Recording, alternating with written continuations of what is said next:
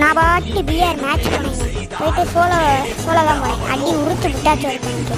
ஃபஸ்ட்லேயே அழுத்து இப்படி மேலே சரியான அழுத்தடிச்சிட்டேங்க. பாவம் தம்பி. சரி ஓகேன்னு சொல்லிட்டு அப்படியே மேலே ஒரு சத்தம் கிட்டுச்சு. அந்த கேரக்டரை வந்துட்டு சும்மா கல்லுக்குன்னு மேலே ஏறினேங்க.